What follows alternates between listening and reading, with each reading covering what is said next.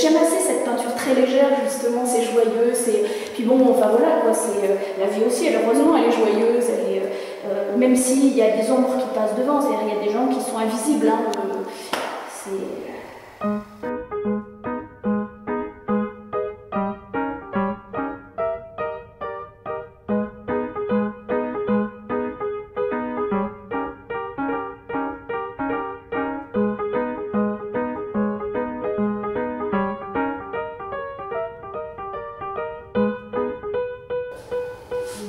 du monde finalement, si les choses sont jamais noires ou blanches, c'est assez...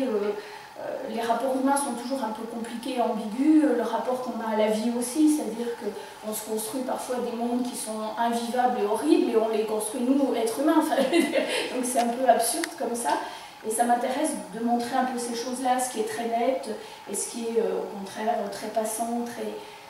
passager plutôt même, par exemple le fait qu'on vivait et qu'on meurt très vite finalement, c'est assez affreux et en même temps on a l'impression d'être éternel, on crée des œuvres pour qu'elles soient éternelles, enfin, on est toujours entre, enfin, pleine ambiguïté quoi.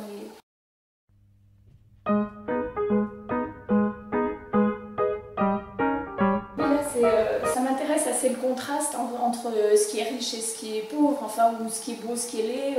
Et là, j'aime bien dans le métro, notamment, je ne sais plus à quel endroit, enfin, peut-être la ligne 14, il y a des magnifiques tubes comme ça, des grands boas de métal, et qui sont un peu écrasants par rapport aux petits êtres humains qui sont en dessous. Mais c'est assez beau en même temps et c'est assez effrayant. Et je pense qu'effectivement, les gens très riches comme ça, bon, ça c'est un riche d'autrefois, mais ils ne vont pas beaucoup dans le métro.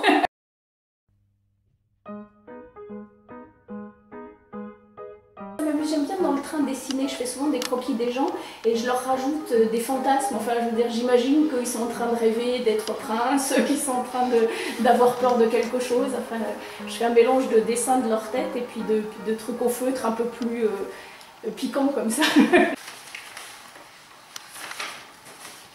Ce sont des dessins? Oui. Ça par exemple c'est dans le train, voilà. Ce que j'ai fait à un moment, je me suis amusée, je faisais des petits dessins comme ça de gens qui dorment, mais je les ai accouplés en fait, c'est-à-dire qu'il y avait des gens à plusieurs endroits et je les mettais côte à côte comme s'ils étaient dans le même lit, quoi. Enfin je leur faisais des scènes de ménage.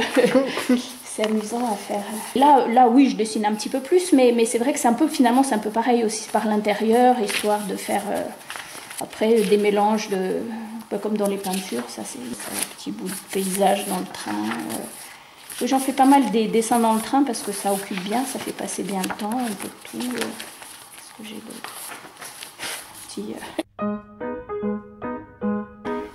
J'ai fait sur des masques et sur la nourriture aussi. Et, voilà, il est protégé lui. Oui. Il se protège plutôt.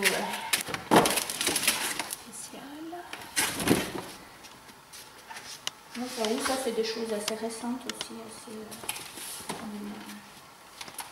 les petits anges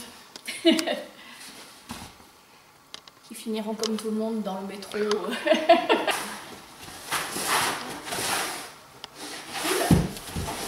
On reste dans les animaux. Là, une poule. Aussi des hommes, hein, des poulets. C'est toujours les gens qui dorment dans le métro, mais ils sont toujours « Ah mais oui, il faudrait changer le monde, il faudrait retirer les banquiers, il faudrait, mais ils font rien, jamais !»